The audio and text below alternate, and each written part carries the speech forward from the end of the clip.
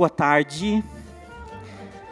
Hoje teremos início ao novo ciclo do projeto Café com Memória, com a participação de convidados do curso de Bacharelado em Música Popular do campus de Curitiba 2 FAP, da Universidade Estadual do Paraná, Unespar.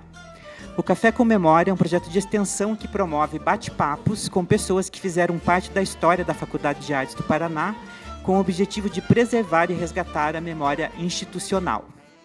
Criado em 2017, a cada edição o projeto convida professores e egressos para conversas sobre a trajetória dos cursos de graduação ofertados pela FAP ao longo de mais de 100 anos de sua história. Abrindo a nova temporada, o curso de Bacharelado em Música Popular contará com a presença do professor Geraldo Henrique Torres Lima, da egressa Clara Jansson Barros, que atualmente também é docente da FAP, e do egresso Daniel Derevec, com mediação do professor Luciano Lima. Os encontros serão registrados por uma equipe de estudantes do curso de Cinema e Audiovisual e, posteriormente, publicados no perfil da FAP no YouTube em 2026, como parte das comemorações dos 110 anos de história do campus. Antes da gente convidar as pessoas que vão bater o papo, eu gostaria de convidar a nossa diretora, Noemi Nascimento Ansai, para dar uma palavra a vocês. Boa tarde a todos e todas. Quero, em primeiro lugar, saudar o coordenador do Bacharelado em Música Popular, professor Luciano. Também saudar todos os professores aqui presentes do Bacharelado em Música Popular. Professor Drauzio, que faz parte, vice-diretor do nosso campus e faz parte da história desse curso também, muito importante. Todos os presentes, os estudantes que estão aqui também, pesquisadores, amigos, familiares. Hoje é um dia muito especial. O Café com Memória é um projeto que é do Hélio, O Hélio é o propositor desse projeto, e durante anos nós temos comemorado, celebrado a nossa história, a história dos nossos cursos. A FAP fará ano que vem 110 anos, então nós temos uma história que precisa ser lembrada, contada, recontada, Precisamos que a nossa cidade, a sociedade possa olhar para a Faculdade de Artes do Paraná e ver a beleza que existe aqui, toda a nossa trajetória, a nossa história. Então, quero agradecer muito ao Hélio, que organizou, também ao professor Geraldo, que irá conduzir também aqui a conversa, a professora Clara e o professor... O Daniel, que são alunos egressos também do curso, a gente fica muito feliz. A razão de termos esses cursos é porque nós temos os nossos estudantes. Sem os estudantes, nós não teríamos a Faculdade de Artes do Paraná. Então, desejo a todos uma boa tarde, que possamos ter uma tarde de muitas lembranças, muitas recordações nesse Café com Memória. Muito obrigada.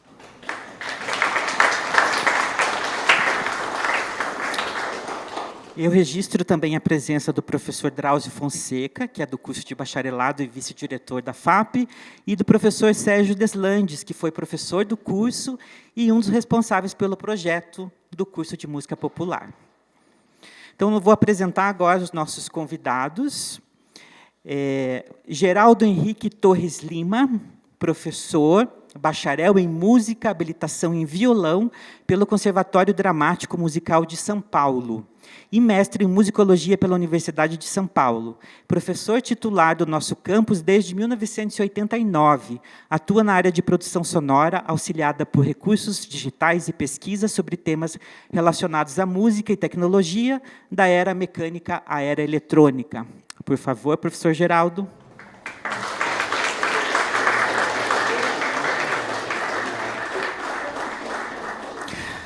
Clara Jansson Barros é bacharel em Música Popular pela Universidade Estadual do Paraná, FAP, mestre em Música pela mesma instituição e, atualmente, doutoranda em Música pela Universidade de São Paulo. Desde 2022, atua como professora colaboradora no curso de licenciatura em Música aqui na FAP, onde tem a alegria e a satisfação de dividir o espaço com antigos mestres, hoje colegas de trabalho. Sua trajetória artística também está profundamente ligada à FAP. Durante a graduação, integrou a Orquestra Latino-Americana e, em 2015, passou a fazer parte do grupo vocal Café no Canto, sob direção da cantora Suzy Franco, então sua professora de canto no segundo ano do curso. No mesmo ano, fundou, ao lado de 3 colegas, o quarteto vocal Vidro e Corte. O grupo nasceu com uma proposta de homenagear o Clube da Esquina, mas posteriormente passou a incorporar composições autorais ao seu repertório. Por favor, Clara.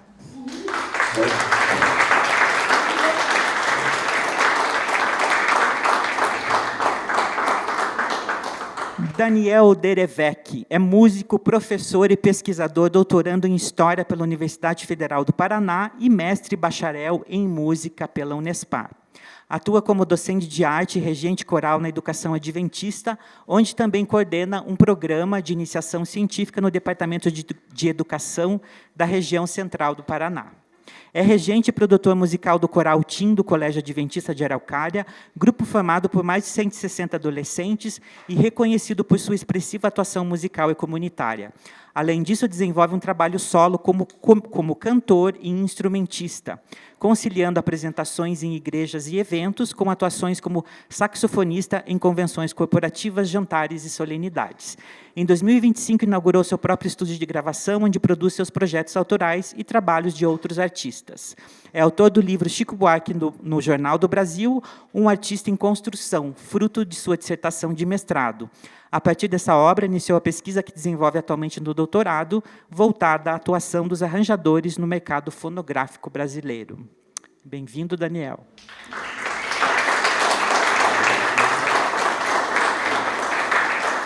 E, para mediar esse bate-papo, eu gostaria de convidar o coordenador do curso de bacharelado em Música Popular, professor Luciano Lima.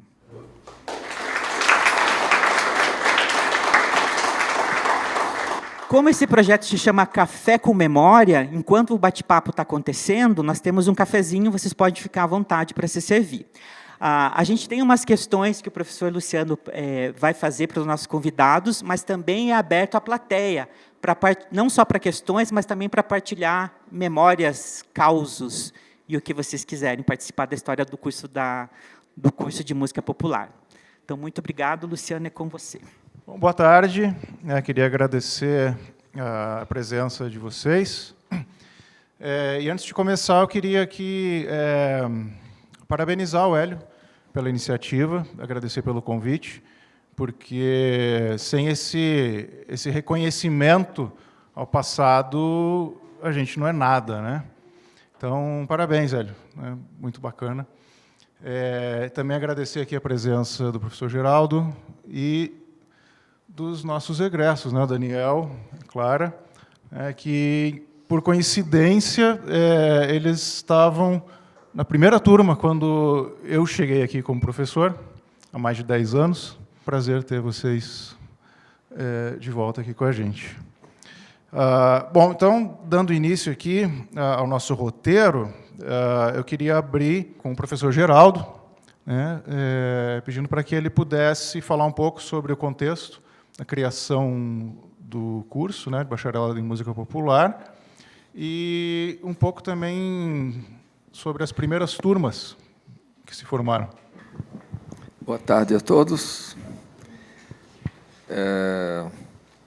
Esse curso nasceu dentro de uma conjuntura em que o Sérgio Deslandes e o Drauzio, que estão aqui, conversavam muito comigo sobre possíveis encaminhamentos para o atendimento a um novo tipo de aluno que a gente recebia, que eram músicos que já exerciam atividade em música, na área de música popular, né? E o foco do curso que havia antes era um curso que formava licenciados em música, uma habilitação em música. O nome do curso, antigamente, era Educação Artística, com habilitação em música, outro, habilitação em artes, etc. E, no nosso caso, a gente começou a aventar essa possibilidade. Já havia, naquela época, né, quando a gente começou a conversar isso, foi por volta de 2001, eu imagino. Se eu estiver errado, vocês confirmem meu erro, por favor. E naquela época, já existia um curso da Unicamp, que tinha sido fundado um pouco antes, mas antes desse da Unicamp tinha o curso de música popular da Unirio, né? E, pelo que eu tenho conhecimento, o nosso curso foi o terceiro do Brasil, né? Depois disso, começou a pipocar curso por aí. Durante um tempo que eu fiz um levantamento, existia várias faculdades particulares, em Minas Gerais, na Bahia, tinha uma, mas, pelo jeito, não vingaram, né? E, enfim, o nosso continuou, está aí firme e forte, apesar da LGU, e a gente vai tocando a bola para frente, né? E, com relação aos detalhes assim, do curso, é muita coisa para eu ficar falando num preâmbulo. Então, eu vou deixar o papo rolar e, à medida que a gente for lembrando, né, a gente vai colocando. E, claro, né, com a ajuda do Drauzio e do Sérgio Deslandes, que estão aqui, porque a minha memória não deve ser a única, né? A gente tem 3 memórias aqui de fundadores que é muito importante levar em consideração. Obrigado, Geraldo. Com relação às primeiras turmas, assim, o que você poderia acrescentar? Como todo curso novo, a gente enfrentou algumas situações, digamos assim, inusitadas, né? Eu lembro de um caso que aconteceu comigo, eu vou fazer essa narrativa, né? Porque, já que você cutucou, cabe, né? Existia uma disciplina chamada música modal, né? Essa disciplina, música modal, pretendia dar a consciência do que era o trabalho com escalas de modos, né? E o começo da disciplina, logicamente, puxava historicamente, até porque eu cantei música medieval e renascentista, isso para mim era notório, né? Eu não poderia negar isso de maneira alguma. Eu comecei a disciplina fazendo uma retrospectiva do processo da música modal, para mostrar para os alunos que o que a gente chama de música modal na improvisação jazzística não é bem uma música modal. É, na verdade, uma utilização de escalas sobre os acordes que a gente está utilizando naquele determinado momento da harmonia, né? E deu uma guerra, gente. Teve um dia que um aluno virou as costas para mim e disse para a plateia dele, né? Nós temos que dar um jeito, isso não pode continuar assim, né? E eu acho que eles talvez tenham entendido, porque já faz muitos anos, eles devem ter percebido que aquilo não era modo, né? Quer dizer, não o modo dele me tratar, mas eu digo, aquilo que ele pensava não era modo, né? Era escala sobre acordes, né? É um fato curioso, né? Mas que mostra assim que sempre, né, toda mudança vai trazer algum tipo de situação inusitada, né? E a gente vai ter que lidar com isso, como a gente lidou com muitas outras, né? Durante o curso, certamente, né? A gente teve que fazer reformulações que são justamente ajustes para que ele continue funcionando e atendendo melhor, né? Então, é por aí. Obrigado, Geraldo. Passando a palavra aqui para os nossos convidados, né? Começar com a Clara e depois passar para o Daniel, para que vocês pudessem relatar, assim, compartilhar as memórias de vocês aqui do curso. Bom, boa tarde. Mas as memórias são muitas, né? A FAP está diretamente relacionada com a minha vida em Curitiba, né? Eu vim para Curitiba para fazer faculdade, então, até hoje, os meus amigos pessoais são amigos que eu fiz na faculdade, né? De colegas de classe, colegas de outro curso, né? Sim, sim. O Daniel estava na minha turma também, né? Então, nós somos colegas de turma, também de mestrado, né? A gente fez o mestrado juntos. E foi isso. Eu vim para Curitiba fazer o curso, morar sozinha. Então, a FAP era uma segunda casa também, né? E eu divido, assim, acho que depois a gente vai falar mais disso, né? Mas eu divido os 2 primeiros anos da faculdade como os mais importantes para mim como cantora, né? Então, na área do canto, foi muito especial, assim, os 2 anos, o contato que eu tive com professores, né? Como André Ricardo, a professora Suzy Franco, que foi nossa professora de canto no 2º ano. Isso me moldou, assim, né? E eu tive certeza que eu queria cantar e trabalhar com isso. Os 2 últimos anos, mais o último, né? Foi ali mais para essa linha da pesquisa. Aí eu descobri a pesquisa acadêmica, né? Gostei. Teve ali as disciplinas de pesquisa, o TCC, né? A orientação do professor André, que depois também foi meu orientador no mestrado. Então, são esses 2 momentos, para mim, bem importantes do curso, assim, né? Esses 2 primeiros anos importantes, assim, artisticamente, e os 2 últimos que me trouxeram até aqui, né? E aí são muitas lembranças. Tem o vidricorte, né? Os professores lembram bem. Eu tinha colegas de turma, né? O Lucas Franco, que hoje dá aula ali no bacharelado também. A Agnes, o João Pedro deu aula também aqui também, né? No bacharelado. Nós começamos um quarteto vocal, cantando arranjos do Lucas. Primeiro com canções do Clube da Esquina, né? Então, a gente fez algumas apresentações aqui na FAP, aqui no auditório, na cantina, fora os editais que a gente conseguiu, né? Fomos ali no Teatro Paiol, fomos em festivais em Maringá. Então, e isso se manteve por um bom tempo, né? É bem importante, assim, para a minha trajetória artística. Mas são muitas lembranças. Acho que a gente vai lembrando, como disse o professor Geraldo, ao longo do papo a gente vai lembrando, né? Obrigado, Clara. Bom, primeiramente, boa tarde, né, para todos. Eu quero agradecer o convite, né? O professor Luciano fez o contato já faz algum tempo, e que iniciativa importante, né? Parabéns mesmo para a FAP por organizar esse encontro, né? Me sinto muito honrado de poder fazer esse relato aqui para vocês. A FAP foi a minha 2ª faculdade, né? Quando eu entrei aqui, eu já estava com 32 anos. E por já trabalhava, tinha uma vida já estabelecida, casado, com 2 filhos e tudo mais, foi um período de um desafio muito grande, porque o curso à tarde era complicado para mim. Então, foi um período assim muito puxado mesmo, porque eu saía de casa, consegui me organizar para trabalhar na parte da manhã e à noite. Então, era comum eu sair de casa às 6 horas da manhã, 6h30 da manhã, trabalhar até a hora que dava, vir para cá, estudar a tarde toda, e depois voltar a trabalhar, às vezes chegar em casa depois da meia-noite e tudo mais, né? Eu moro em Araucária, eu trabalhava na Renault, em São José dos Pinhais. Eu trabalhava, na verdade, numa agência de fotografia.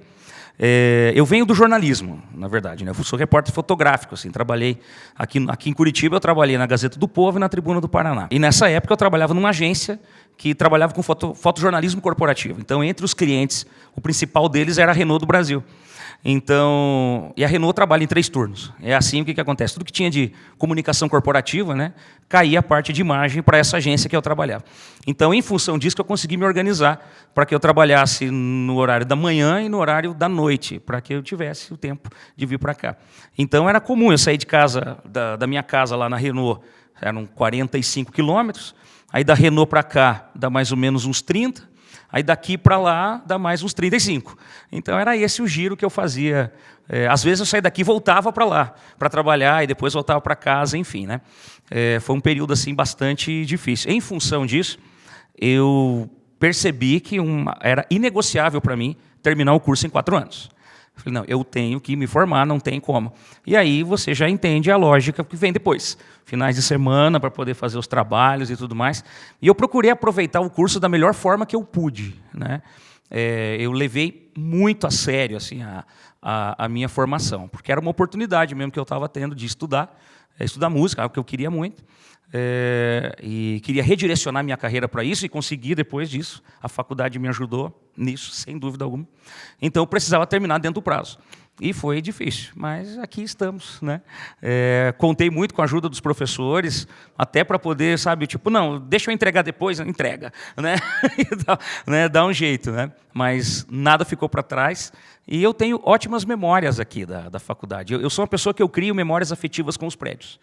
Então, assim, me causa assim sempre um sentimento de gratidão quando eu vou a um lugar onde eu convivi, né? Então, vir até aqui é algo que para mim é muito prazeroso, né? Quantas vezes que a gente tocou aqui nesse palco, né? Enfim. Então, esse é um momento que eu me sinto muito agraciado, e eu posso dizer seguramente que a graduação em música, ela teve um papel fundamental na minha formação, não só como músico, mas como indivíduo, né? Porque você tem a oportunidade de conviver com diferentes pessoas, tocando diferentes tipos de música, aprendendo com os colegas, convivendo. Então, foi um período muito rico. Acredito que eu vou lembrar de mais coisa conforme a conversa for fluindo, mas enquanto a Clara falava, a primeira coisa que me veio à mente foi justamente o esforço, né? E não tem resultado sem esforço, né? Então, eu sou muito grato por esse ambiente aqui e pelo esforço vivido, porque isso também modela o caráter da gente, né? Obrigado, Daniel. Depois a gente vai abrir para perguntas, né? Para a gente ter uma conversa assim, fora do roteiro, né? Mas, por enquanto, a gente tem um roteiro. Então, eu queria devolver a palavra aqui ao professor Geraldo, para que ele falasse um pouco sobre a sua formação e o ingresso como professor na FAP. A minha formação começou oficialmente aos 10 anos de idade, estudando na escola de música em Natal. Eu morava em Natal, eu sou natalense. E hoje essa escola de música é administrada pela Universidade Federal do Rio Grande do Norte. E eu tive a felicidade de ter um professor que foi muito marcante para mim. Eu considero que o início da formação de alguém é sempre um ponto determinante, né? E esse professor, ele era oboísta da Sinfônica de Recife e viajava semanalmente a Natal para dar aula, né? Nessa escola, que era uma escola do município na época, né? Não era da Universidade Federal.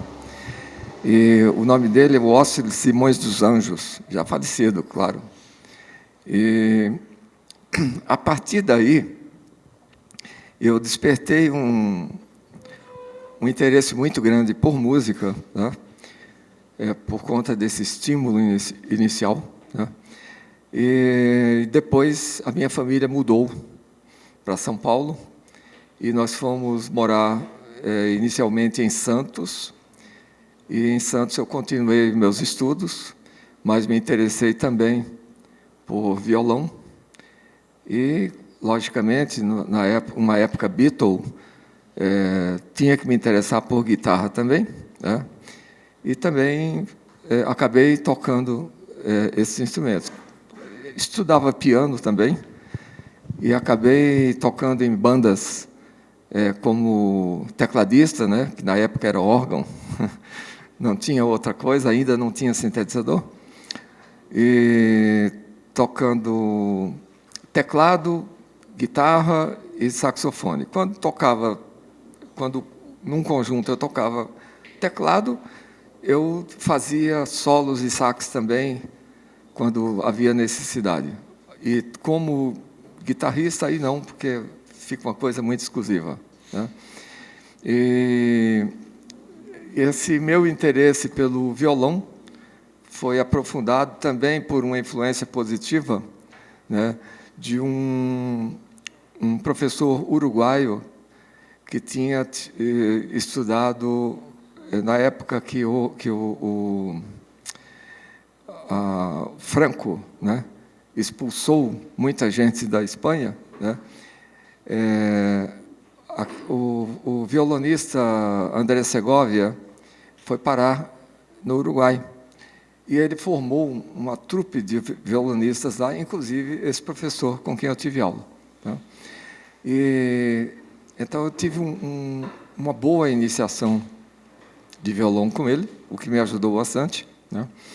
E foi o que me fez dar continuidade a isso para partir para a minha graduação em violão. Tive a oportunidade de estudar com Henrique Pinto, um grande professor de violão que nós tivemos em São Paulo, né, no Brasil. E, enfim, meu envolvimento se definiu mais com violão e com guitarra. Acabei abandonando o pobre saxofone, mas o Sérgio já me disse que vai me dar aula depois que eu me aposentar daqui. Não é verdade, Sérgio?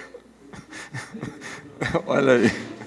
E aí eu vou comprar um sax para ser aluno dele, né? Enfim,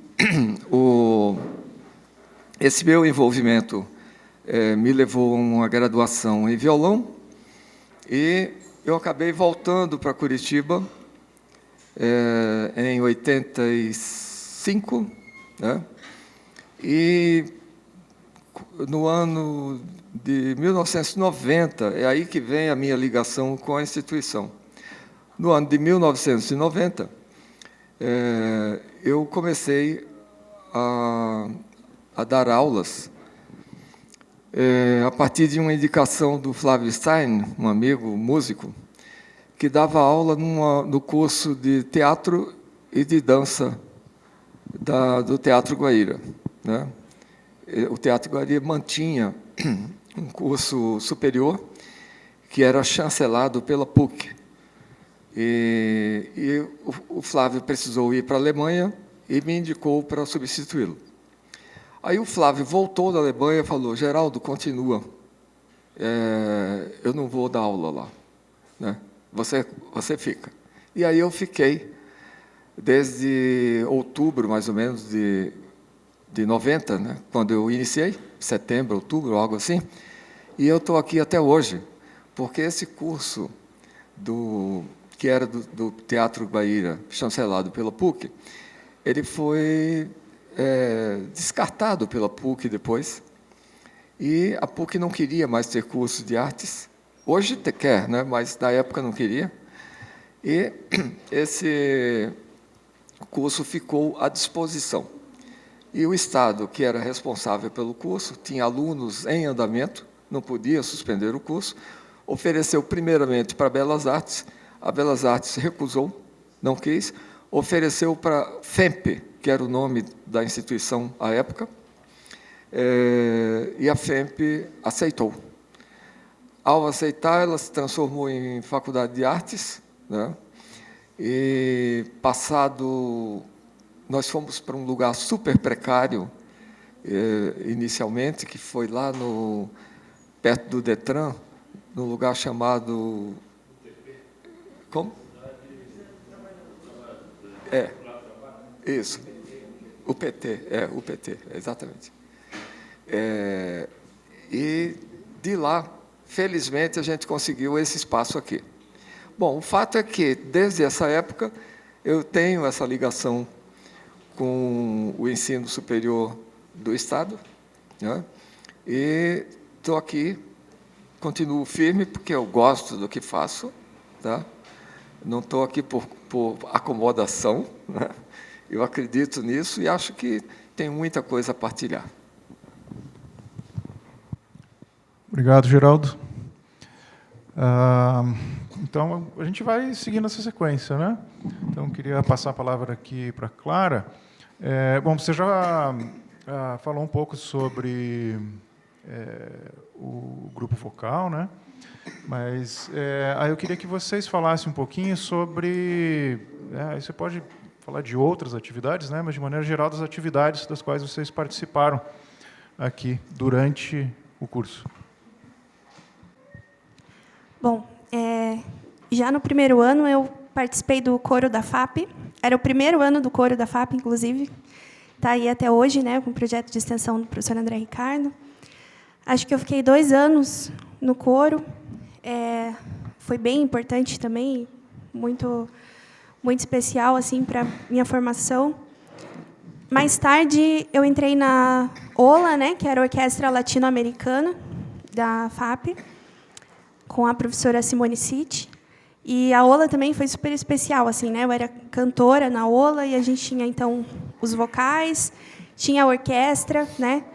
E só músicas de compositores latino-americanos, e nós fizemos várias apresentações também. Chegamos a cantar acho que na Unila, em Foz do Iguaçu, se eu não me engano, é Unila.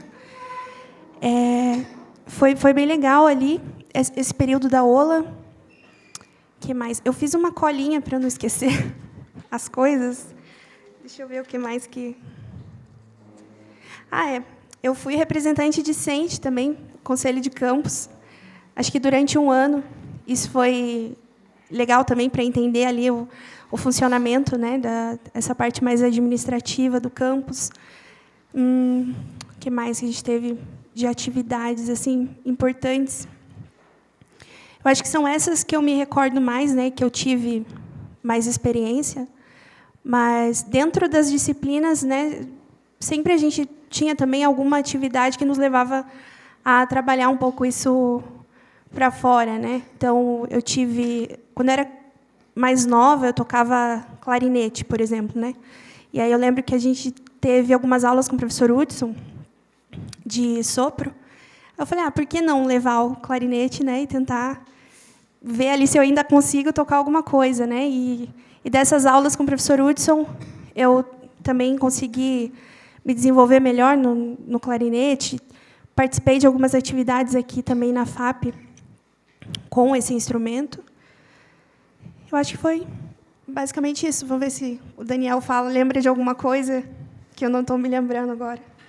Eu não consegui participar de atividades assim para além das atividades curriculares, né? Em função daquele contexto que eu comentei, né, na minha primeira intervenção aqui. Mas, dentro das atividades curriculares do curso, aí sim eu tive uma prática artística bastante intensa. Muito disso motivado pelo professor Luciano, que eu tive a honra de ser aluno de violão dele durante 3 anos, né, no curso. E o professor Luciano foi fez com que eu mudasse a minha maneira de entender a performance, de entender a prática com o instrumento, coisa que eu levei para os outros instrumentos que eu toco também. O professor sempre organizava apresentações aqui no auditório. Me lembro de uma ocasião em que o professor estava orientando a turma como que a gente deveria se portar aqui no palco, né? E aí você comentou o seguinte, você falou assim, olha, não importa se é aqui no palco do auditório da FAP, se é na cantina ou se é no Teatro Guaíra. Vocês vão se apresentar, então você tem que encarar isso com seriedade. E eu achei aquilo assim... bem a personalidade do professor Luciano, assim, né? E eu gostei muito daquilo. Eu gosto desse tipo de prática, né? Assim, uma coisa feita com capricho, com respeito ao público, né? Então, esses momentos de apresentação, principalmente aqui com o violão, foram bastante importantes. E aí teve uma ocasião em especial, foi pelo centenário, né, professor? Foram tocadas obras do Antônio Melillo, faz uns 10 anos isso, né? Nós tocamos um duo aqui, né? Nós tocamos um duo de uma valsa, né? Um arranjo do professor Luciano, e eu me senti muito honrado porque ele veio e me convidou, né, para tocar. E para mim foi um desafio, porque um arranjo do professor Luciano, tocar junto com ele aqui, um evento estava sendo gravado. Aliás, nunca assisti a gravação, se tiver eu gostaria de ver, né? Enfim, foi uma experiência assim muito enriquecedora. E eu levei essa ideia do seriedade do palco para aquela apresentação, né? A convivência aqui com os professores foi algo que me fez muito bem. Além do professor Luciano, já mencionei aqui a importância que ele teve na minha formação, eu tive a oportunidade de conviver muito de perto com o professor André Egg. A primeira aula que eu assisti na FAP foi com o professor André Egg, E eu achei muito interessante a forma como ele organizou a disciplina. Aquilo me chamou a atenção. Eu falei, não, quando eu tiver a oportunidade de ser professor, eu vou fazer desse jeito também. Então, incorporei. A professora Laís Iguazina, com toda assim, a seriedade para se fazer uma pesquisa. Né? Então, aprendi demais com ela como ser um acadêmico. Né? Isso, sem dúvida alguma, influenciou muito na minha carreira posterior, de mestrado e o doutorado que eu estou terminando. E arranjos, né, que eu pude conviver com o professor Vicente Ribeiro aqui, no período em que eu estudei, ele era o professor de arranjo. Mudou demais também a minha maneira de enxergar esse universo. Eu tenho tudo guardado, o meu material. Guardei tudo na nuvem, eu tenho separado umas pastinhas lá por ano e por disciplina. Então, eu tenho todos os conteúdos e todos os trabalhos que eu fiz, está tudo lá. E, de vez em quando, eu vou recorrer àquilo. Às vezes, eu preciso de alguma solução ali para um arranjo que eu estou fazendo, quero tirar uma ideia nova, fazer uma coisa diferente, vou lá no material do professor Vicente. Era o Sole, assim, Sole a 3 vozes, Sole a 4 isso, vozes. Exatamente. Eu juntei tudo e fiz uma apostila de 240 páginas, com o material que ele passou para nós. Depois eu perguntei para ele se ele me deixava passar para os colegas. Aí sim, aí eu tenho repassado para alguns colegas. O professor Geraldo, uma pessoa com quem eu tive assim, muito convívio extra-sala, de conversar pelos corredores sobre produção musical, sempre tive interesse por esse universo. Né? E uma particularidade, ano passado eu precisava mandar fazer as portas acústicas do meu estúdio. E porta acústica é um problema. Então estava tudo certo, mas esse era um desafio. O que eu fiz? Vim aqui conversar com o professor Geraldo. Trouxe as ideias que eu tinha de como fazer a porta, ele corrigiu algumas coisas, eu fiz a porta e está funcionando, viu, professor? Cortou 45 decibéis, está ótimo. Para aquilo que eu preciso, está excelente. É por amor à arte, né, professor, pela música. Né? Mas, então, assim, isso demonstra que a faculdade vai além do curso, né? Porque uma instituição é feita de pessoas. Né? As pessoas é o que importa. Então, quando você consegue ter esse bom contato e um bom trânsito com as pessoas e boas trocas, né? Sem dúvida alguma a gente leva isso para a vida. E eu tenho isso com os colegas também. Alguns ficaram mais próximos, outros nem tanto, é natural, é do convívio. A Clara foi uma pessoa que eu convivi desde o dia 1, que depois a gente foi mestrando na mesma turma. Né? Outros parceiros, o Renan, por exemplo, Renan Dávila, que também fez mestrado conosco. Né? A gente sempre está ali trocando figurinha e trocando trabalhos. Né? Enfim, acho que esse convívio é muito rico e eu pretendo levar adiante. Né? Poderia ficar aqui horas falando das aulas e das experiências que eu vivi, porque como eu vinha para cá e eu precisava aprender, então assim, não tinha outra alternativa, não tinha tempo para perder, eu precisava ganhar tempo. Né?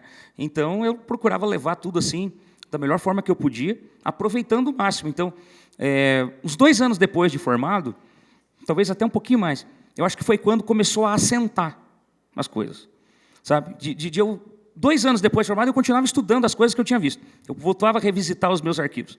E aí foi quando eu comecei a sentir assim, que parece que o curso, os conhecimentos, eles começaram a se tornar sistematizados na minha cabeça. Assim, sabe? Coisas que estavam meio obscuras, passei, mas depois parece que foi estabilizando.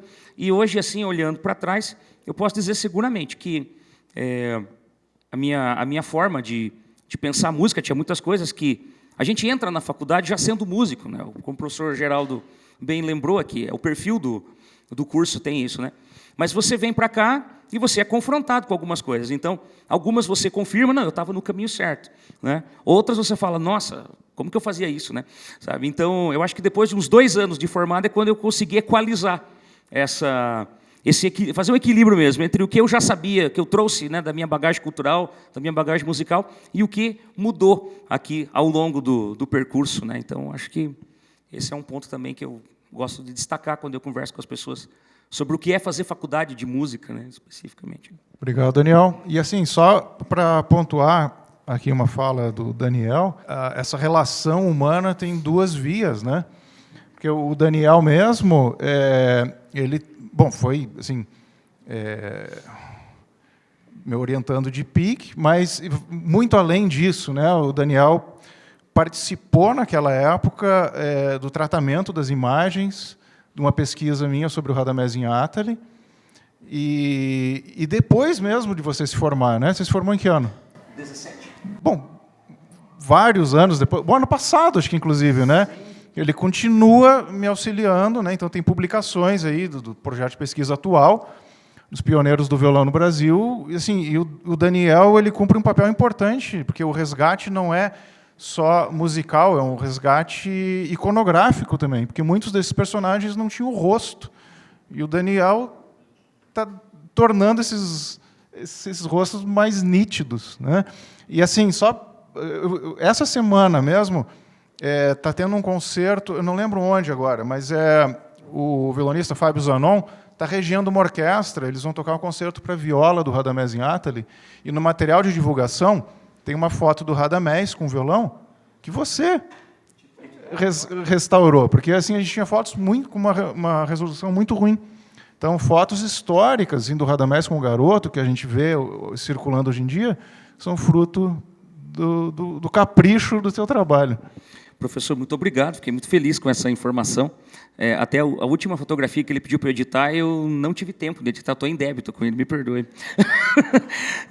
Mas que bacana isso, e fico muito feliz de saber.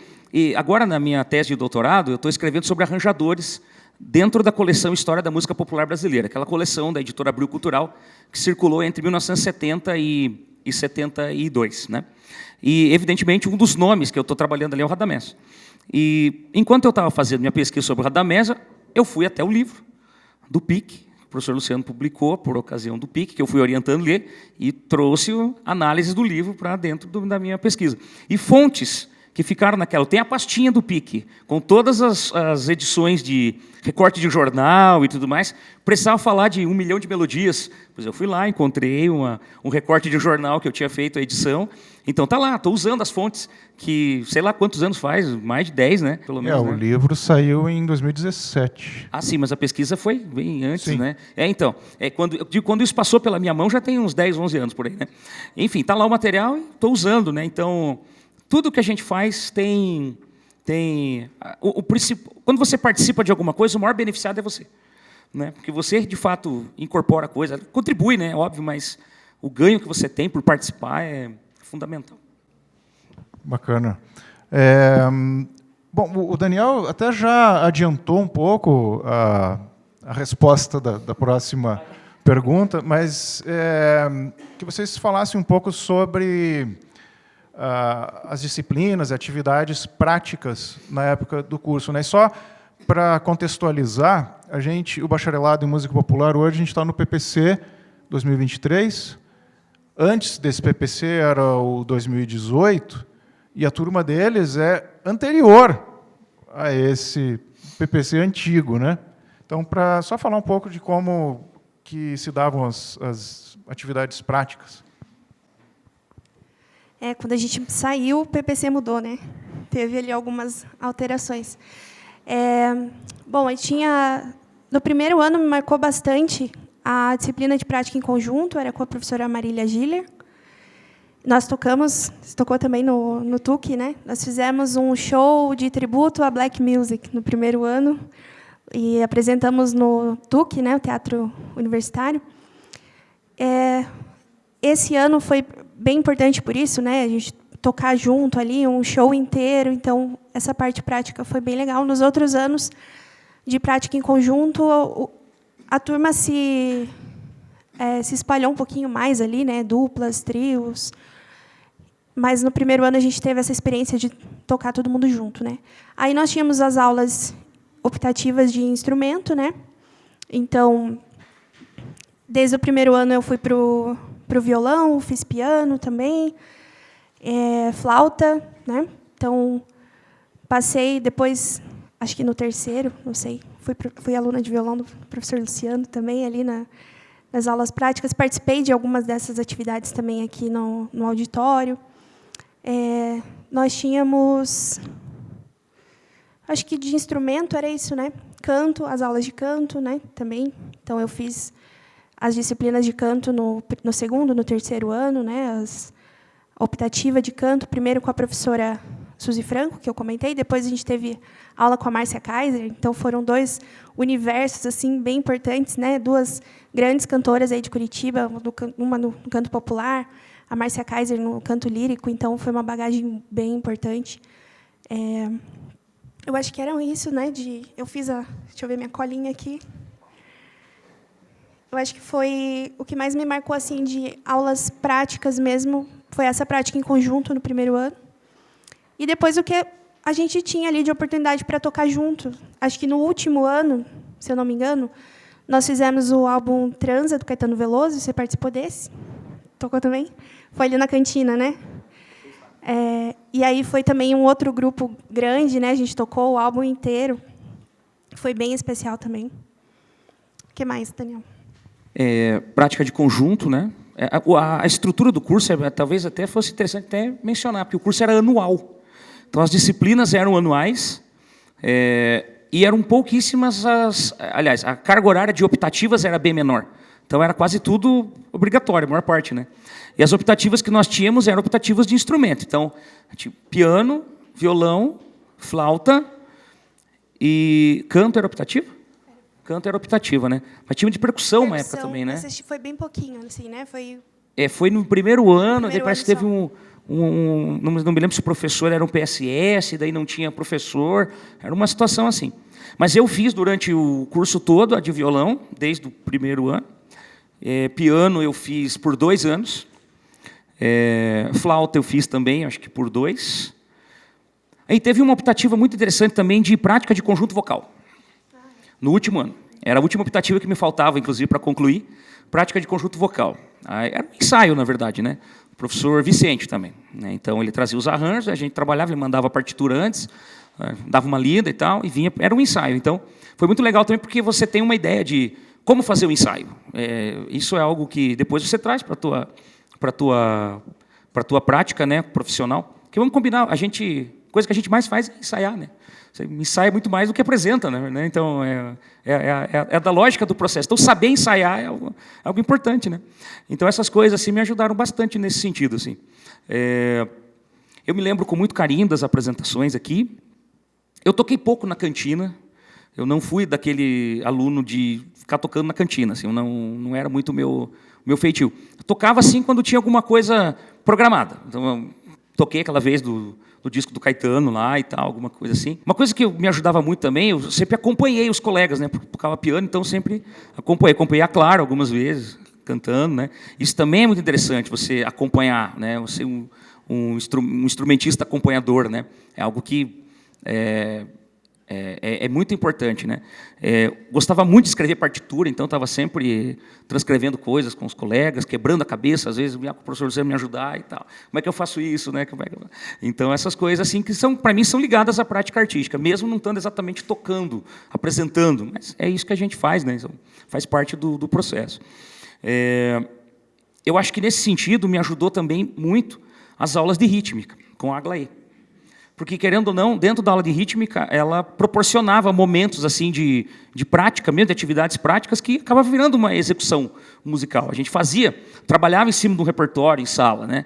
E isso também era algo que fez assim, bastante diferença. Aprendi muito, assim, coisas que eu tinha dificuldade e que ela conseguiu me ensinar, né? Consegui suprir ali as dificuldades, né, que eu enfrentava, né?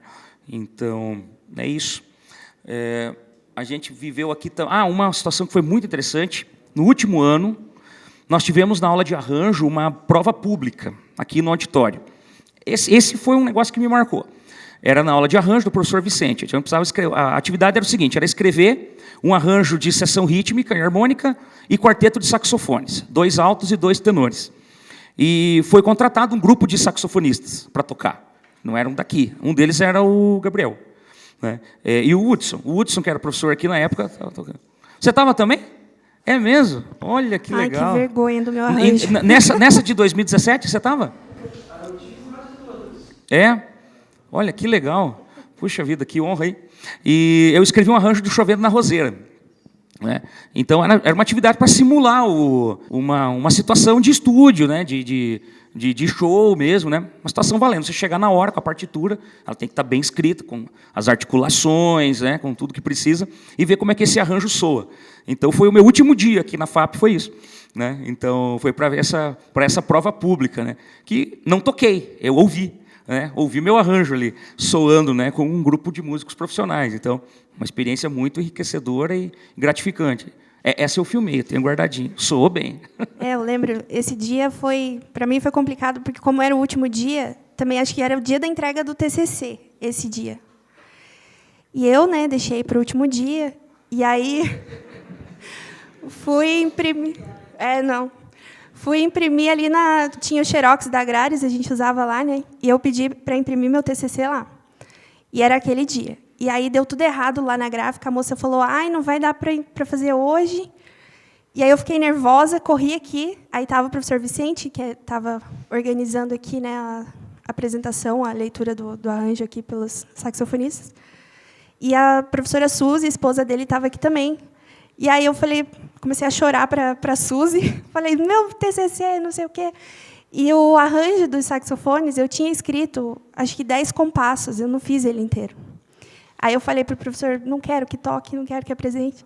Ele, não, mas eles tocam até onde você escreveu. Então tá bom. Então eles tocaram, né?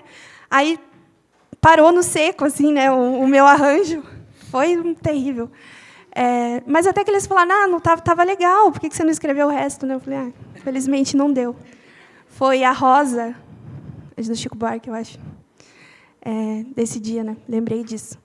Aí, enquanto estava falando, eu lembrei essa optativa que a gente teve de sopros, né, com o professor Hudson também, que eu toquei o clarinete. O que mais? De práticas. Eu acho que era isso, né? A gente teve algumas aulas de história da música que eram práticas também, né? Com o professor Alan Medeiros. E aí a gente formava ali os grupos na sala para tocar modinhas, né? O assunto ali da aula, isso era bem legal também. Foi bem importante.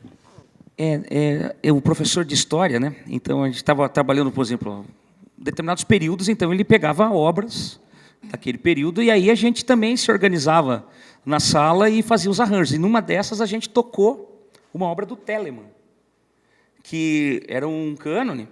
E o professor Luciano tinha escrito um terceiro violão para esse cânone. E a gente ensaiou, eu, o Felipe Borreiro e o Natan Strapazon. Nós ensaiamos o trio de violões no arranjo do professor Luciano e apresentamos como prova da disciplina, como atividade avaliativa da disciplina. E aí depois, numa dessas práticas aqui, apresentações aqui no auditório, nós apresentamos essa música. Então foi bem bacana também. Legal, obrigado. E muito bom vocês contarem essas coisas, falar de memória, né? Tem coisas que você está falando aí que eu nem lembro. Obrigado. Bom, passar a palavra aqui para o professor Geraldo, para que falasse um pouco sobre egressos, que se destacam como docentes e também no meio artístico. Bom, nós temos 2 exemplos aqui, né?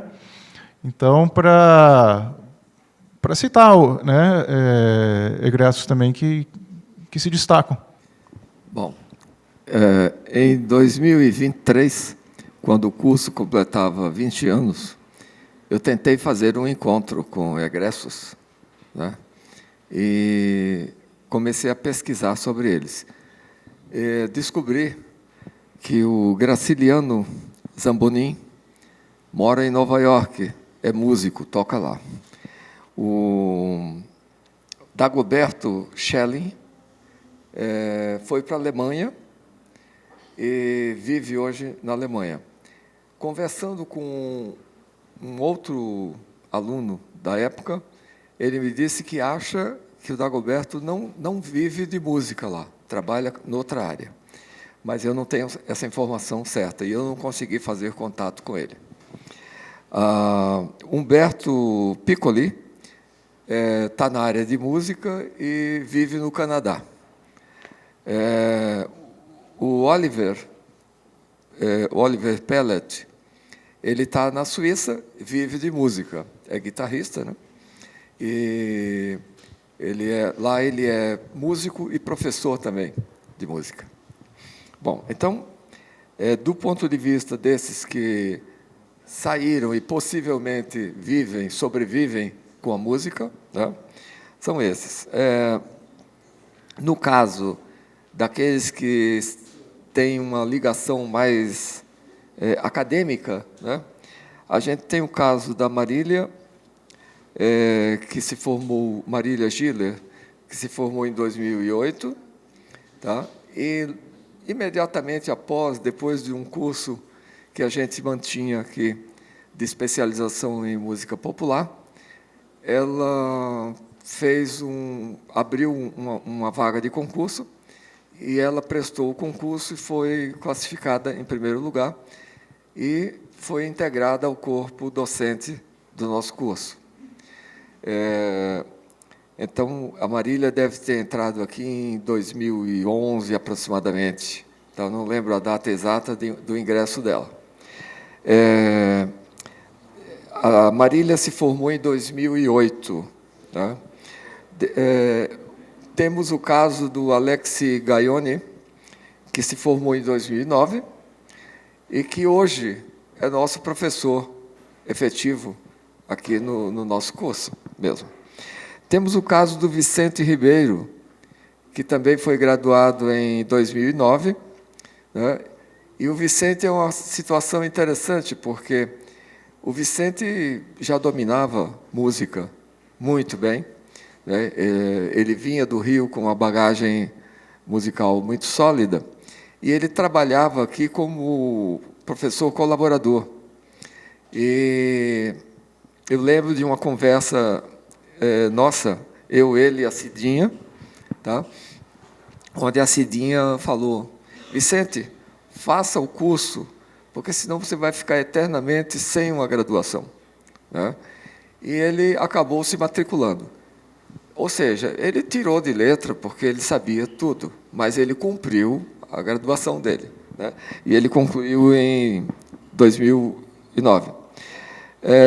Em 2018, a gente teve o Lucas, que também hoje, Lucas Franco é filho do Vicente, que também hoje está trabalhando aqui conosco. Tá? Está no nosso colegiado. Temos a Clara, que também é do mesmo ano de formação, 2018, que está trabalhando hoje na licenciatura. E temos o Daniel Derevec, esse barbudinho aqui do meu lado, que também é dessa mesma turma de formandos.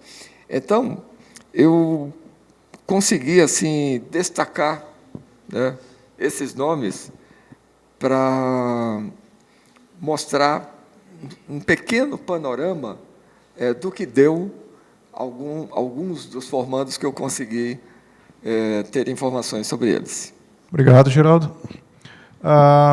Bom, passando a palavra aqui para a Clara e para o Daniel, vocês já adiantaram um pouco do assunto, mas só para acrescentar mais detalhes, assim, como é que foi a trajetória de vocês, trajetória acadêmica, depois da graduação?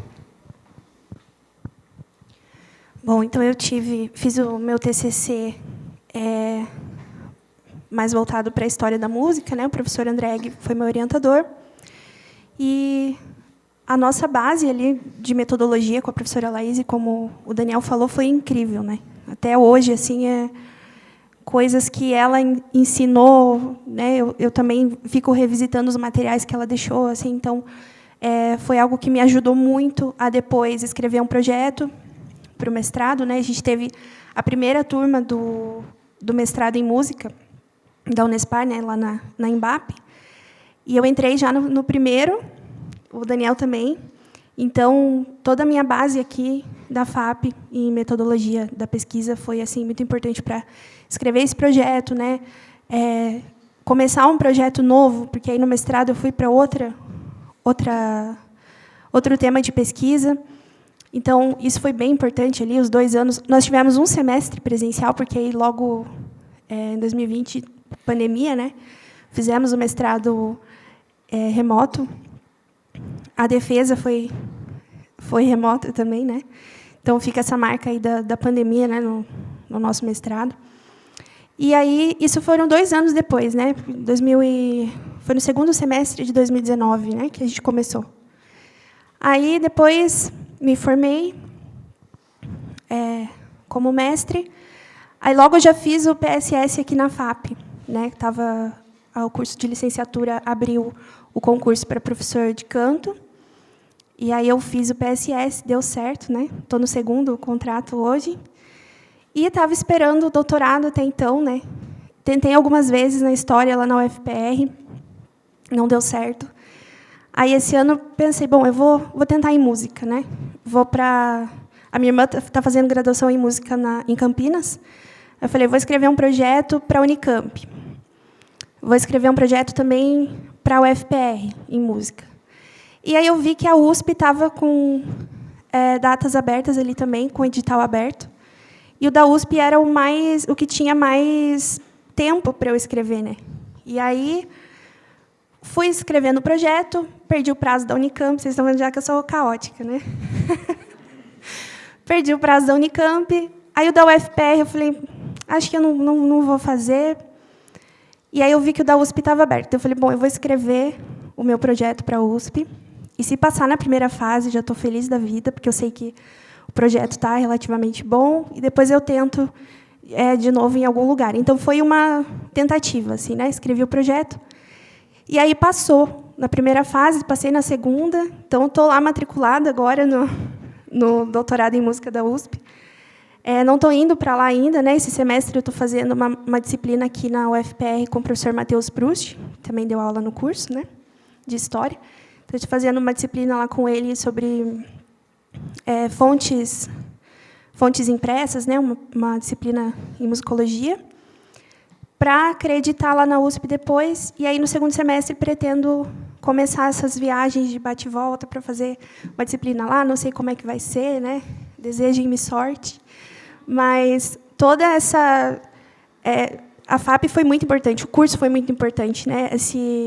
Essa importância que o curso de bacharelado dá para a pesquisa em música é incrível, assim. Então, eu tive uma base muito importante mesmo, principalmente ali no último ano, né, do TCC. A professora Laís sempre ali muito querida também, né? No dia do meu TCC, eu nervosa para apresentar, ela chegou com um chocolate, vai dar tudo certo. Ficam também essas memórias de carinho também, né? Esse contato que a gente tem com os professores aí. Bom, a gente terminou o curso aqui em dezembro de 2017, né? A colação de grau, pelo menos acho que a tua foi de gabinete também, Clara? Foi no mesmo dia, né? A gente fez colação de grau de gabinete aqui, né? Comecei em 2018. Eu já, assim, desde quando eu entrei, assim, eu já estava com a ideia fixa de fazer mestrado e doutorado, né? A questão é justamente você conseguir encaixar o teu projeto de pesquisa, conseguir encaixar isso no programa, né? Esse é um desafio que a gente enfrenta, né? Então, no que a gente terminou aqui, eu já me inscrevi no mestrado em música da Federal, com um projeto sobre canto coral, né? Eu trabalho com regência de coral desde 2008. Então, eu estava escrevendo sobre isso. Meu TCC foi sobre isso, então seria uma extensão, né, do meu TCC.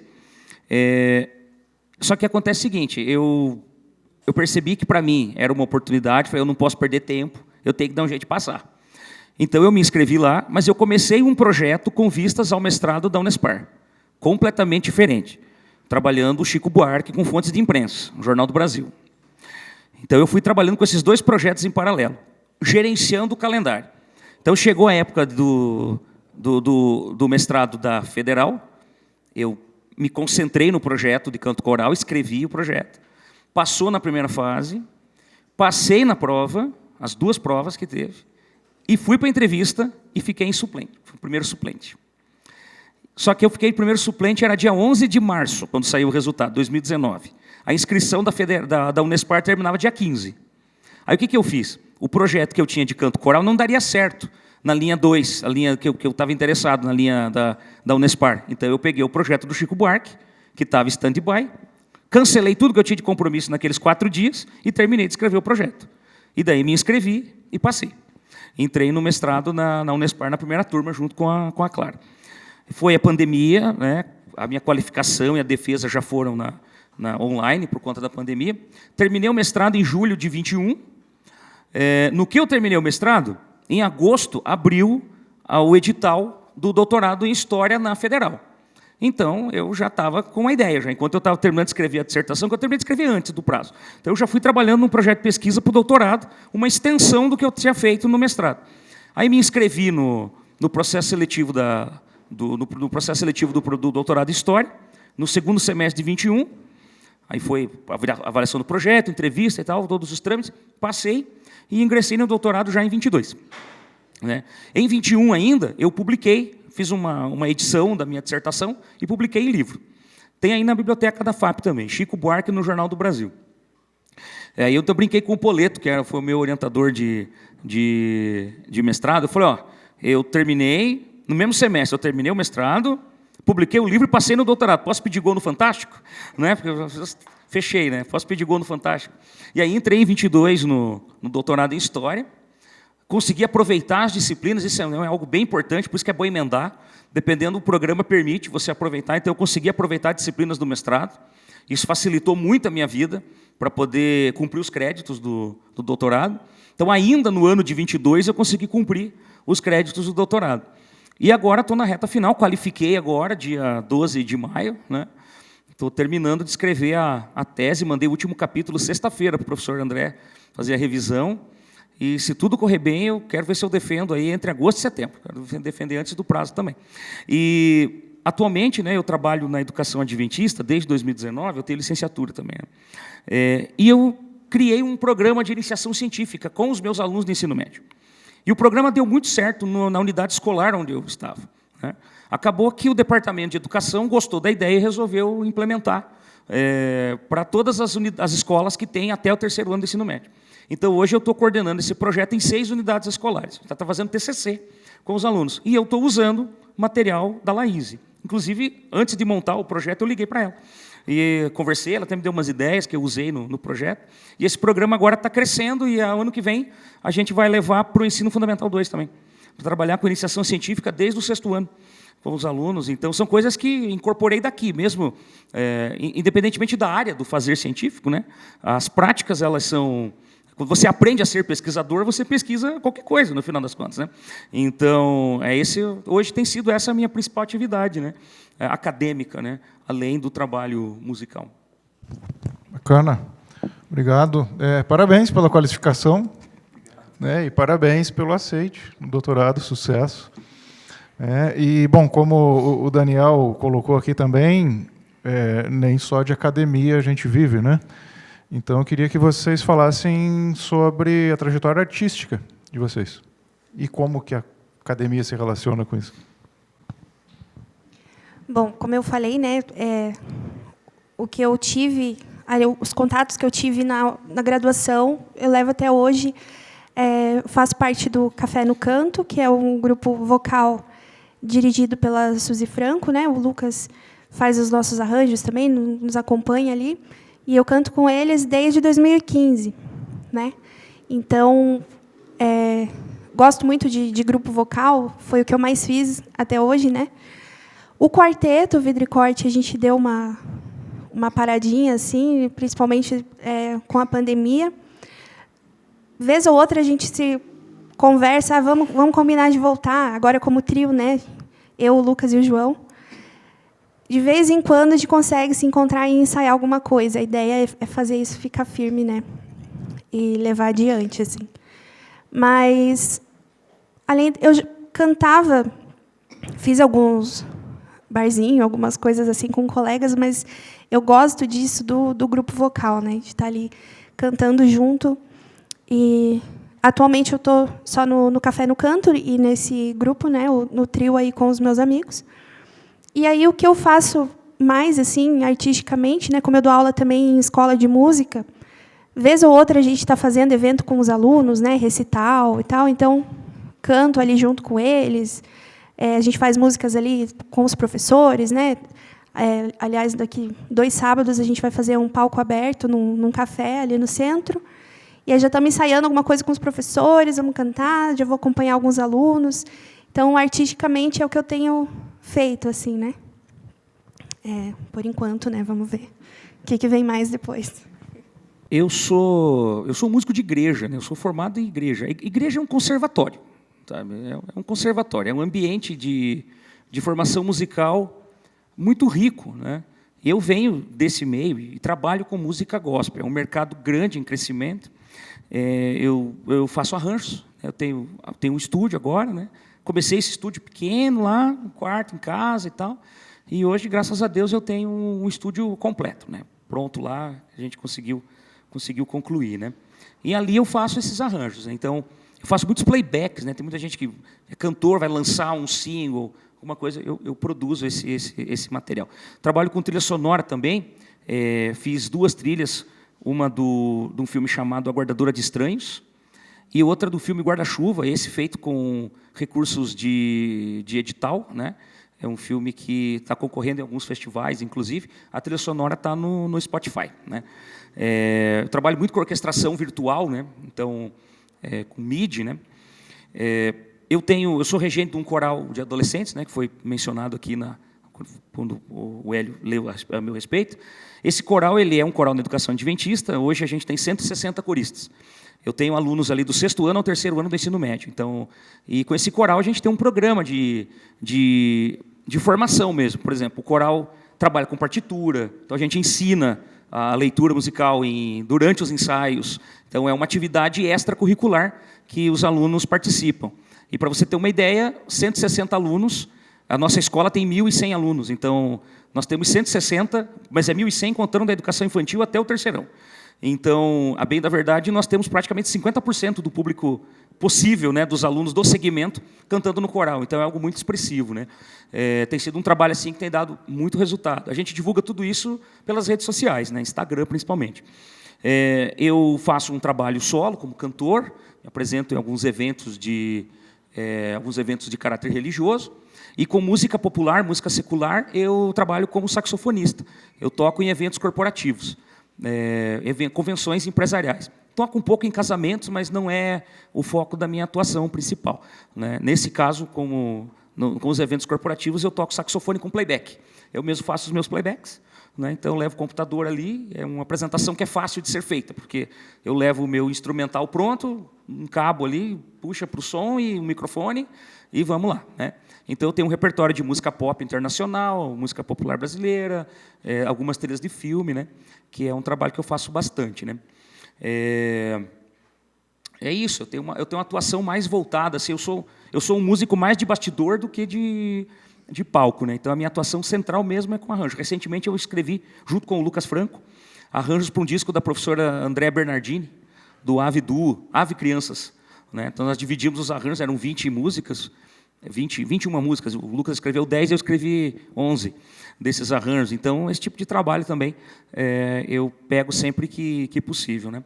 Uma coisa que eu sempre costumo dizer também, alunos que estão pensando, você vai ter que trabalhar depois, sabe? Isso aqui, o curso de música, ele é um curso de arte, claro, mas ele é um curso profissionalizante, né? Então, é importante pensar o mercado de trabalho, né? O que você pode fazer? Qual o nicho de mercado você pode atuar? Você não vai atuar em tudo, é impossível.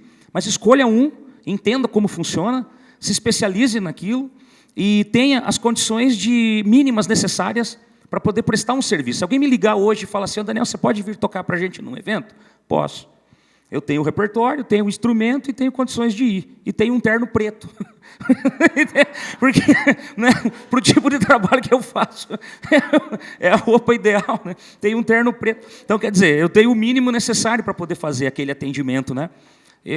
Abra um MEI, abra uma conta PJ para você poder receber. Tenha uma nota fiscal para você poder emitir. A pessoa vai te contratar para fazer um arranjo, tem um edital. Pois é, mas tem que ter uma nota. Aí não tenho, aí tem que correr atrás, entendeu? Então, assim, prepare-se, sabe? Esteja preparado para receber os convites, né? Trabalhe bem as suas redes sociais, né? Cuide com o que você coloca lá, faça uma curadoria pessoal, né? Mostre o teu trabalho. Não precisa ter milhares de visualizações, milhões de visualizações, não. Tem as visualizações certas, daquele que pode ser um possível cliente, né? Alguém que vai, de fato, ajudar você a prosseguir. E a vida é isso, nós somos trabalhadores da música, né? É algo que eu senti falta no curso, tá, gente? Vou falar. Eu senti falta de uma disciplina para lidar com o mercado musical. Anos mais tarde, quando meu filho estudou aqui, meu filho é formado aqui também, meu filho mais velho, eu me lembro dele acompanhar uma disciplina da Laís sobre mercado de trabalho, mercado musical. Então, isso é muito importante. estude o mercado, né? Observe o mercado, fique atento às possibilidades, né? Para você conseguir diversificar e conseguir viver do teu trabalho, né? Para que o curso de música, de fato, possa ser um instrumento de renda para você, formação que vai te trazer, né? vai te trazer recursos, né? Para você poder trabalhar e viver daquela formação que você obteve, né? Sobre isso que o Daniel falou, lembrei que a gente teve um semestre de aula com o professor Ulisses Galeto, em produção musical, né? Então, o professor Ulisses, lá do cinema, além de questões ali, a gente viu trilha sonora, né? Música para filme. Além disso, ele também falou sobre lei de incentivo, né? Sobre projetos. Foi um tempo bem curto, mas algo que a gente teve no curso, assim, que é importante também. Sim, é verdade. Uhum. Ele quis nos mostrar ali também os caminhos. Isso foi bem legal, bem importante. Obrigado. Clara, aproveitando já aqui o ensejo, você podia falar sobre essa tua volta aqui como professora? No começo foi bem assustador, né? Estar na FAP e como professora, né? E ter os professores como colegas. O tempo inteiro, quando eu cheguei, eu dou aula em licenciatura em música, né? Quando eu cheguei, o Caio Noco era o coordenador. E o tempo inteiro eu, professor, dele. Agora você pode me chamar de Caio, a gente é colega, né? E ainda assim, quando eu encontro os professores, professor, né? Tem ainda essa relação, assim.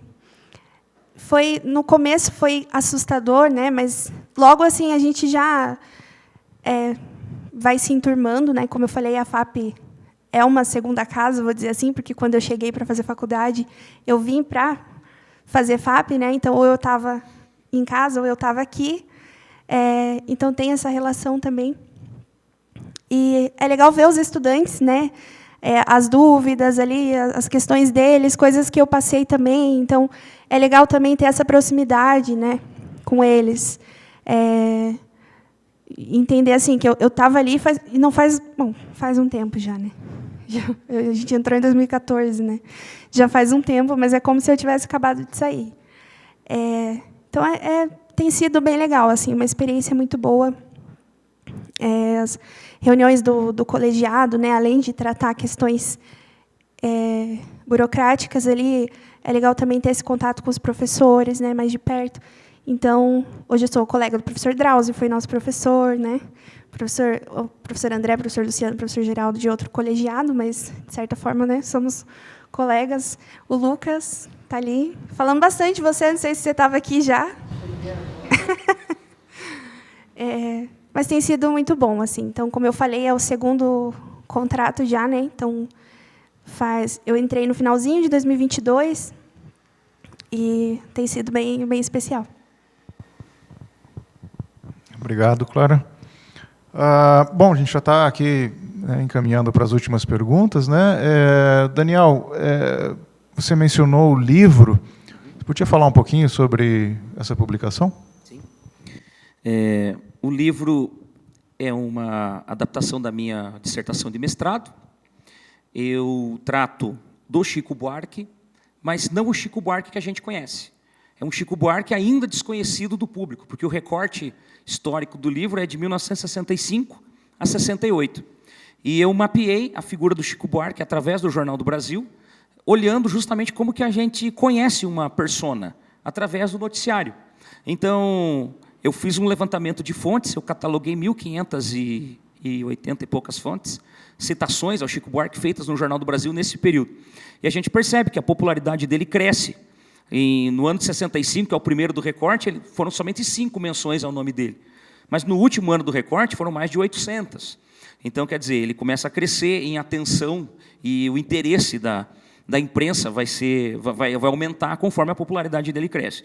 E nesse livro eu mapeei também a relação dele com o contexto histórico da época, né? E eu detectei 3 fases de uma relação entre o Chico Buarque e o regime militar. Primeiro, um período em que o regime militar conhece o Chico Buarque. Olha, quem é esse cara, né? É um reconhecimento, mas não de dizer assim, olha, que importante. Não, no sentido de realmente se fazer notar. Então, essa é uma primeira fase. Uma segunda fase, o regime militar tenta uma aproximação, uma parceria subjetiva com ele. E você tem coisas como, por exemplo, os Dragões da Independência tocando a banda na troca de guarda.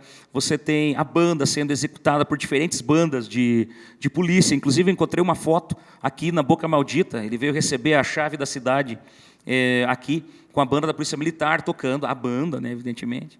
Né? E até que vai haver, de fato, um distanciamento dele e ele vai se colocar num caráter de oposição ao regime que vai levá-lo a um autoexílio na Europa. Né? Eu faço tudo isso mapeando por fontes de imprensa. Né? Na segunda parte do livro, eu tenho também uma seção dedicada a análises, né, de obras musicais. Então, por exemplo, eu uso muito um crítico chamado Juvenal Portela, que era um crítico que escrevia uma coluna de discos populares, né, no Jornal do Brasil, e procurei mapear a escuta desse crítico. Né? Por exemplo, numa determinada obra, ele faz uma crítica a uma música do Chico Buarque, dizendo que ela tem um tom melódico vazio. Mas outra ele considera obra-prima. Então, o que é uma obra-prima? Fui mapear. Então, quer dizer, essa obra-prima é uma música que tem acordes de empréstimo modal, tem melodias na nota de tensão e notas de tensão do acorde. Aqui ele fala de tom melódico vazio, é uma harmonia triádica com as músicas, a melodia nas notas da estrutura. Então, você consegue mais ou menos entender o gosto desse crítico. Né? E, para isso, eu faço uma operação historiográfica que envolve um conceito de noticiabilidade, que é um conceito do jornalismo, que vai definir o que é um valor notícia para um veículo. Por exemplo, o Chico Buarque se torna um valor notícia, portanto, a cobertura vai olhar para ele, né? Ele tem um interesse. Então, esse é um critério. E o outro critério é o critério de sonoridade, que é justamente para poder entender como que o crítico está escutando aquela obra musical. Né? Então, esse é o pano de fundo do livro. São 150 páginas, é um livro curto, porque a dissertação de mestrado também ela acaba sendo um pouco mais enxuta. Né? E, como eu acho que eu já falei, está disponível aqui na biblioteca da FAP, e também a dissertação toda no repositório da Unespar, a dissertação da Clara também está lá. E é isso. Agora, no doutorado, eu comecei trabalhando com o Jornal do Brasil, e durante a minha pesquisa eu resolvi mudar a fonte. Então, mudei o recorte temporal e mudei a fonte, porque eu descobri essa fonte que eu estou trabalhando, a coleção História da Música Popular Brasileira, ela veio até mim através do Jornal do Brasil. Né? E isso fez com que eu tivesse que redirecionar a minha pesquisa, e aí eu descobri uma obsessão colecionista, porque eu comprei a coleção e comecei a comprar disco de vinil, estou com uma coleção enorme lá, e como é gostoso isso, viu? Sabe? Pegar com a mão. Né? O streaming é muito bacana, mas, ao mesmo tempo, é muito distanciado. Né? Então, poder trabalhar com esse tipo de material, e está sendo uma experiência muito gratificante, porque o Jornal do Brasil, eu trabalhei só pela hemeroteca. A fonte está lá no computador também. Agora não, agora a fonte está na minha mão. Né? Então, está sendo uma experiência, assim, sentir aquele cheiro de mofo, né, do disco velho, né, aquela coisa assim, atacar a rinite. Né? Isso. Não, nossa, você coloca para tocar aquilo, né? Sabe? Então, mas é muito legal, né? Está sendo bacana isso aí. Antes da gente abrir para perguntas aqui, queria agradecer, né, o professor Geraldo, Clara, Daniel. Obrigado por compartilhar as memórias, né, ajudar na construção dessa memória. Então, a gente vai abrir aqui para perguntas. O professor Sérgio é o primeiro que se candidata, não é? Bom, ouvindo.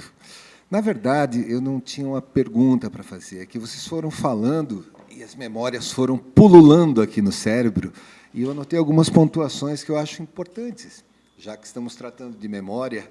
Né? Eu, Drauzio e Geraldo, somos daquela fase tiranossáurica rex, né? Dinossáurica, porque tipo assim, e a gente,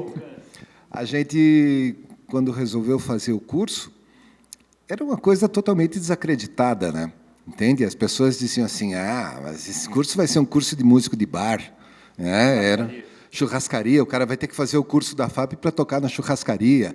Puro preconceito, né? E a gente disse: não é essa a ideia. Então, eu fico muito feliz, porque eu estava muito longe, estou voltando agora para Curitiba, de ver no que se transformou aquilo. Né? Aquela ideia, aquela insistência. E a gente ralou muito para fazer isso. Eu lembro de um dia que eu falei para o Drauzio: a gente tinha que escrever o projeto e fazer um negócio e mandar para secretaria e revisão. E aí, Drauzio, eu falei para ele: então passe lá em casa depois do almoço. Ele falou: beleza. 7h15 da manhã ele estava lá em casa. Eu falei: nossa, você almoça cedo, hein, Drauzio? Porque, no fim, ele acabou se liberando do compromisso dele, foi para lá e a gente ficava, às vezes, o dia inteiro escrevendo e bolando e pensando. E isso que o Geraldo falou é bem importante também, é o terceiro curso mesmo. Inclusive, o governo do Estado, na época, pagou para a gente ir passar um tempo estudando no Rio, um outro tempo em Campinas, para ver como eram feitos esses 2 cursos que já existiam, para a gente poder aprender com eles e fazer. Então, é um curso que foi muito cuidado, muito querido desde pequenininho. Desde o seu nascimento, a gente teve o maior cuidado para que ele funcionasse muito bem. Então, eu fico muito feliz. Nem sempre funcionou muito bem, né? Vamos falar a verdade, porque a gente teve muita coisa contra também o tempo todo. Nós apanhamos bastante. Nossa Senhora, nem fale. Mas aí, eu e Drauzio, por exemplo, a gente andava os 2 para cima e para baixo, e Geraldo era o nosso braço direito, né? Fazendo as coisas, ele com seu computador, que funcionava em todos os lugares, eu não sei o que tinha aquele computador, mas parava tudo, ele dizia, espera aí, ele fazia e resolvia as coisas, né? E eu e Drauzio, as pessoas brincavam e diziam assim, lá vem o Batman e o Robin. Mas, na verdade, eu era o Batman. Eu era o Batman.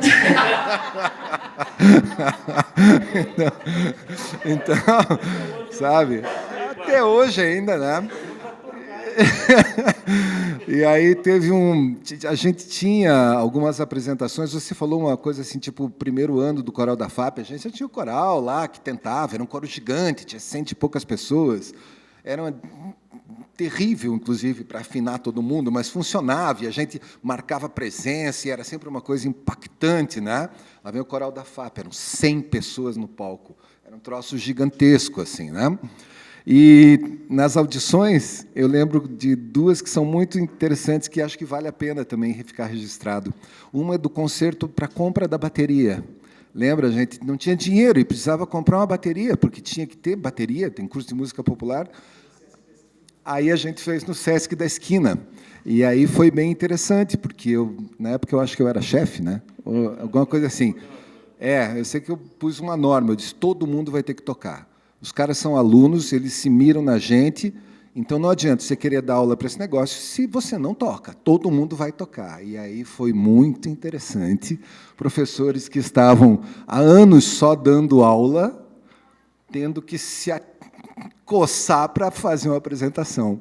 E foi muito legal, porque daí no dia lá do ensaio, no Sesc, a gente fez toda aquela coisa, ensaio geral. Um pouquinho antes de abrir a porta, eu fui dar uma olhada na plateia para ver se estava tudo liberado. A plateia estava cheia de gente. Todo mundo entrando para não pagar a entrada, né? Aí eu tive que ir lá para frente e dizer, gente, pelo amor de Deus, esse é um concerto para comprar a nossa bateria. Se todo mundo entrar sem pagar, não vai adiantar nada. Aí eles entenderam, saíram, compraram e voltaram. Então, isso foi muito legal.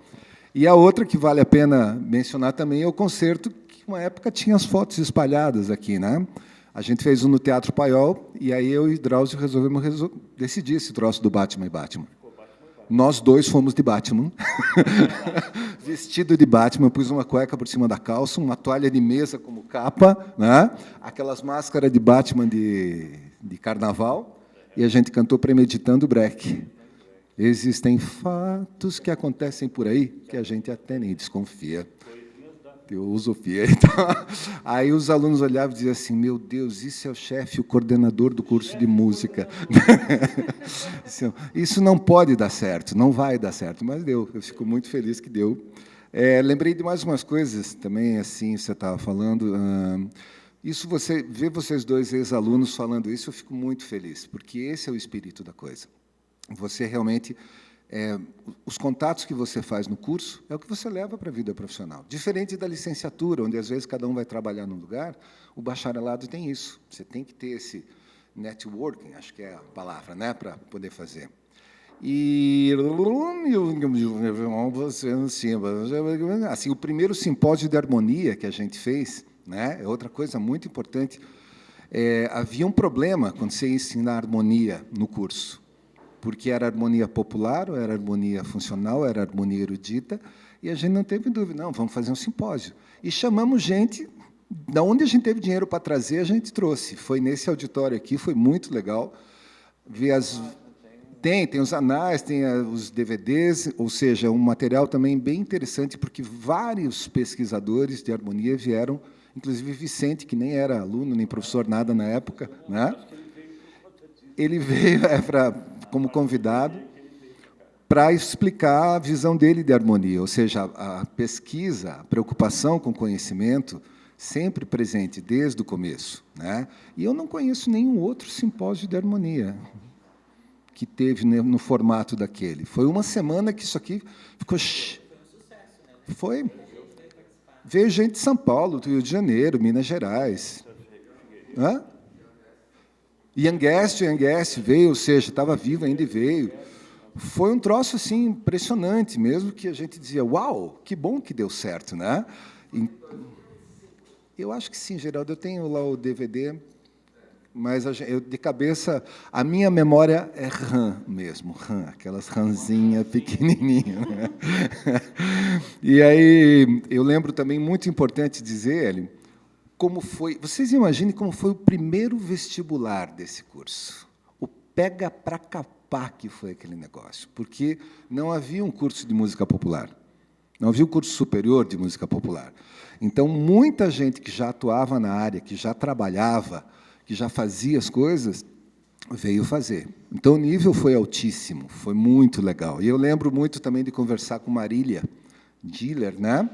Ela veio, a gente tinha um esquema de orientação, porque era um curso novo, então, nós vamos ficar aqui tirando dúvidas. Quem tiver dúvida, vem aqui que a gente conversa. Eu lembro que ela veio e acabou caindo para mim, e ela dizia, mas vale a pena fazer esse troço mesmo? Eu disse, claro, Marília, porque senão ela já tinha tocado no Festival de Montreux, né? Já tinha tocado um monte, já tinha um duo famoso. E a gente dizia, não, vou fazer o que aqui, né? O que ele vem fazer aqui? Ele veio beber na fonte, veio beber em outras fontes, como vocês mesmo colocaram aí. Vivenciar estética, vivenciar pesquisa, vivenciar um universo que na própria licenciatura a gente não conseguia fazer. Então, os dissidentes da licenciatura vieram para o curso, né?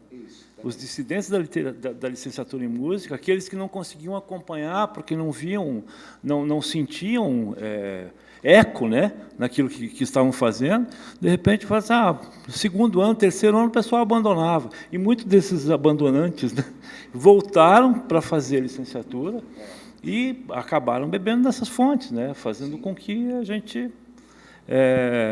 os relatos de vocês mostram muito isso, né? Demonstram bem essa capacidade. A gente tem muito mais gente que está trabalhando com trilha sonora, tem muita gente que está trabalhando na área técnica de música, tem muita gente tocando fora do Brasil, né? Das primeiras turmas e tal.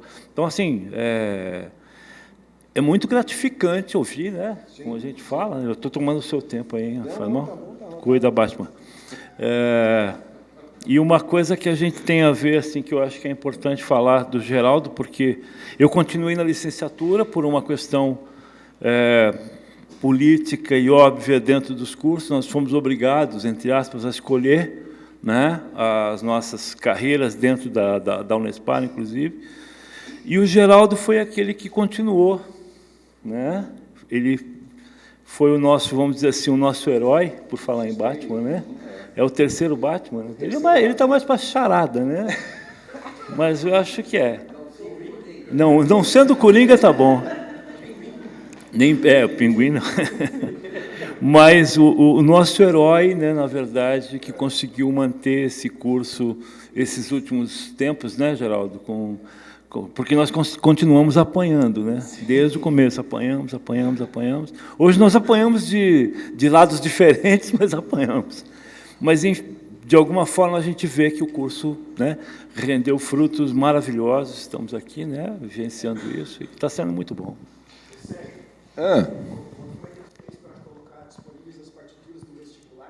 Sério mesmo? Será que eu não vou preso ainda? Bom, isso também é importante, isso é bem importante. Porque a gente conseguiu quebrar o mercado de partitura da cidade, né? Porque não podia tirar xerox, e aí a gente punha as peças disponíveis e simplesmente acabava. As pessoas iam e compravam. Ninguém estava preparado para isso, né? Então ia cair lá, sei lá, a banda Henrique Pinto, a banda do Chico Buarque, a partitura não sei o que, aquelas edições toda América que tinha, né? Tinha 4 exemplares na Curitiba inteira, e a gente tinha 50 candidatos. E aí não podia. Como é que a gente ia fazer? Não podia tirar xerox. Aí Geraldo criou um site da Nossa Senhora do... Como é que era o nome? Nossa Senhora do... alguma coisa assim, e aí ele colocou em algum lugar distante, a gente daí colocava as partituras lá e dizia assim, olha, eu não sei onde é que você vai achar. Qual que você queria? Ah, daí tem isso, calma, eu ia chegar lá. Porque daí era um jeito que a gente tinha. E eu passava nas lojas e dizia, gente, pelo amor de Deus, eu preciso disso, senão vou ter que tirar xerox. E os caras, professor, mas não tem como fazer. Aí essa solução, que obviamente não era a mais legal do mundo, mas foi emergencial. Aí eu falei, então nós vamos fazer como? Vamos compor. E aí a gente começou a compor para todo mundo que ia entrar e fazer o vestibular. E aí parecia uns, né, como é que era aquele que veio da Índia, queria que compusesse para citar indiano, no sistema indiano, Samapada Raga, dentro das ragas. E aí a gente olhava e dizia, ah, tá, amigo, vamos tentar, né? E aí era para violão, era para viola caipira. A gente via lá, tem quantos inscritos? Todo mundo toca acordeon, toca viola. Quem vai compor o quê? Você pega esse, pega o outro. Ou seja, era um curso que funcionava muito na raça mesmo, porque não era tão organizado quanto é hoje. Isso é muito legal. E eu não posso deixar de falar aqui também dos egressos. Você falou, eu pensei, nossa, entrar na FAP e tirar o passaporte, né?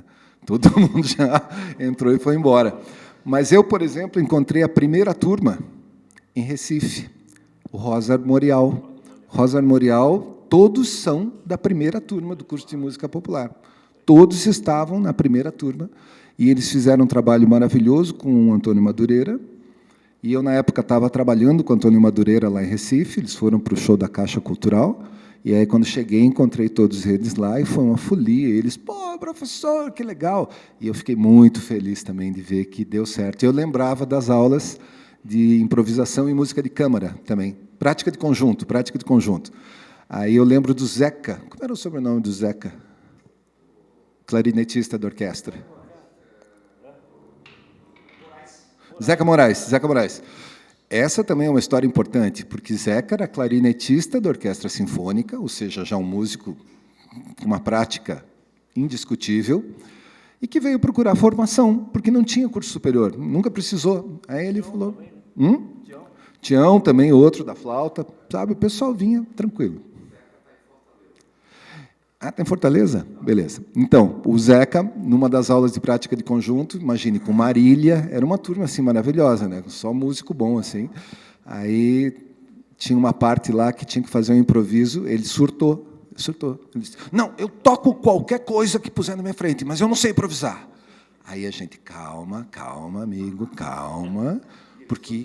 E ele surtava assim, eu toco qualquer coisa, mas não me peça para improvisar. Calma, Zeca, calma, vamos lá, devagar, vamos ver. Marília, bate um papo com ele, explica uns negocinhos, vem aqui o outro. Fica aí. No fim, ele foi pegando o jeito e conseguiu. E o importante disso é que, no primeiro ENAD, Zeca teve a nota mais alta do Brasil. Foi aluno da FAP. Foi a nota mais alta do Brasil no primeiro ENAD. E aí ele ganhou uma bolsa para fazer o mestrado onde ele quisesse. E ele foi fazer na Unicamp, em fotografia. Porque ele também é fotógrafo. E eu dizia assim, Zeca, fotografia? Ele falou, não, é que eu também sou fotógrafo. Ele, inclusive, fez um trabalho sobre o Carvalho do Goethe, lá na Alemanha, que ganhou uns prêmios internacionais assim muito loucos assim. Ele foi até a cidade do Goethe, fotografou o Carvalho do Goethe, compôs uma música, né, que é bem contemporânea sobre essa questão do Carvalho do Goethe. E ele montou isso em alguns lugares e a gente tentou levar para Recife, mas por problemas lá de Recife acabou não dando certo. Ou seja, é muita gente importante, boa que saiu desse curso. Eu acho bem legal. Além dos anônimos que até hoje vivem, né, vivendo de música, talvez não tiveram essa projeção que alguns tiveram, e por questões que são das mais variadas e diversas, né? São questões assim que a gente ainda tem contato, porque também se forma muito círculo. Com esses dois, por exemplo, imagine, faz 15 anos que a gente conversa por e-mail e WhatsApp. Né? Exato. E não perder o vínculo, né? Então, isso é muito legal. Tá? Eu acho que, pelo que eu me lembro, era isso. E a última vez que eu toquei nesse palco foi com o André. A gente tinha um projeto aqui, porque tinha aquele rapaz da flauta doce. Como era o nome dele agora? Era um indiano, com uma cara de indiano, assim, que chegou para fazer o vestibular com a flauta doce, e a flauta doce, como sempre, aquele instrumento menosprezado. Aí o pessoal disse, Anacleto. Aí, só que ele tocava o diabo na flauta doce, né? Era assim, um cara que tocava... Era o Aenas da flauta, tocava tudo na flauta doce. E tinha um projeto de violão aqui, que eu coordenava, e no último concerto eu ia tocar com ele, com outro rapaz, e o outro rapaz, tipo, 2 semanas, né, André? Ou 3, eu não lembro. O cara desistiu, aí eu... André, socorro, pelo amor de Deus, nós não podemos cancelar o concerto. Aí fizemos um duo, e aquele indivíduo tocou também com a gente. Esse eu tenho os vídeos até hoje, de repente isso é bom. Tenho os vídeos de todo mundo que tocou. Né? A gente tem as edições para anexar no projeto, Hélio, se você quiser, é importante. Então, foi muito legal, muito, muito bom saber que a coisa está assim. Parabéns pelo projeto, porque isso é bem importante mesmo. Tá bom? Drauzio, quer? Bom, acho que já falamos tudo aqui, né, do que a gente podia falar. Assim, mais uma vez, agradecer ao Geraldo, né, pela insistência, né, que a gente continua trabalhando, agradecer o atual coordenador do curso, que está dando também um pouquinho do seu sangue aí, né? E acho que eu vou falar aqui, vai ser como é que é o café com Alzheimer, não? Café com Alzheimer. Melhor não falar muito, né? Café com o que a gente lembrava, acho que as boas lembranças que a gente tinha. A gente conseguiu trazer. E as ruins a gente vai deixar escondidinho, né? Exatamente isso. Tá? Acho que é isso aí. As ruins não precisam. Alguém mais gostaria de comentar ou fazer alguma pergunta? Professor Odahara? Fala no microfone, porque nós estamos registrando. Você consegue vir aqui? Professora Odahara, nossa historiadora mora aqui, ela tem que falar alguma coisa. Não, é só porque, como o Geraldo citou 2 nomes ali, e aí, de novo, nós estamos gravando, pudesse citar alguns nomes de professores que estiveram envolvidos com o curso desde o começo, né? A gente falou dos alunos e tal, mas talvez falar um pouco dos professores, eu acho que seria interessante também. O nosso curso começou com uma divisão que está num decreto publicado pela Casa Civil do Governo do Estado, porque, na época, a instituição não era a Unespar, era uma faculdade isolada, né? E esse decreto mostra claramente que o curso de educação artística estava subdividido em várias áreas. E a gente tinha a educação artística, habilitação música, como eu falei lá atrás, né? E a gente tinha um corpo de professores que faziam parte de um departamento. Esse departamento se chamava Departamento de Música.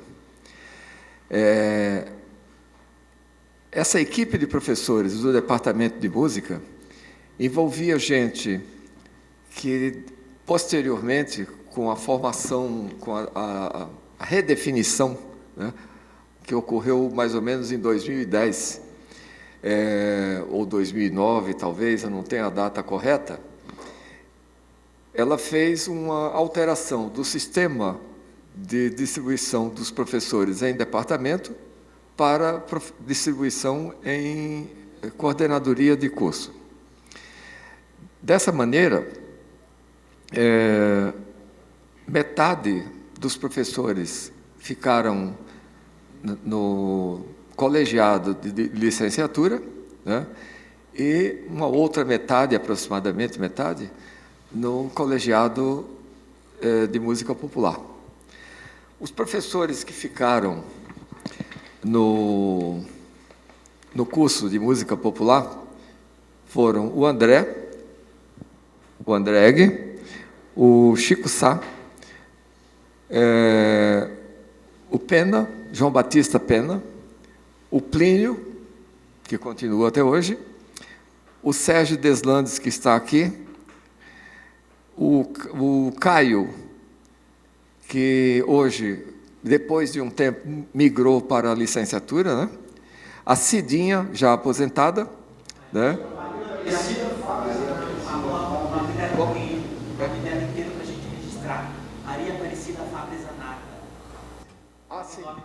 Ah, sim, correto. Maria Aparecida Fabri Zanata, tá? Que a gente chamava de Cidinha, carinhosamente, inclusive. Tá? Eu, a Marília Giller, que tinha entrado por essa época, né? E a Rosemarie Braque, né? E a Valentina, que é a muleira, tá? Eram os professores que, em 2009, 2010, com essa mudança que ocorreu, ficaram filiados à coordenação do curso de música popular. Agora, antes, a gente teria que pegar todos os nomes, juntando os antigos da licenciatura e os antigos do bacharelado. Aí a gente teria o cômputo geral. Tá? Bom, gente, acho que a gente vai encerrar em função do nosso tempo e das câmeras também, né? A gente combinou de fazer até às 16 horas. Então, eu gostaria de agradecer mais uma vez a Clara, ao professor Luciano, que foi nosso moderador, ao Daniel, ao Geraldo, ao professor Sérgio, que veio aqui colaborar com essas memórias tão importantes, professor Drauzio, e a todos vocês que estão aqui participando desse encontro, né? Encontro de memórias e encontro afetivo também. São tantas histórias, né? Ao longo de mais de 110 que vamos fazer o ano que vem. São muitas histórias, muitas trajetórias, e é sempre bom a gente ouvir, né, das pessoas que estavam aqui antes e que vão continuar também por algum tempo, né? Obrigado.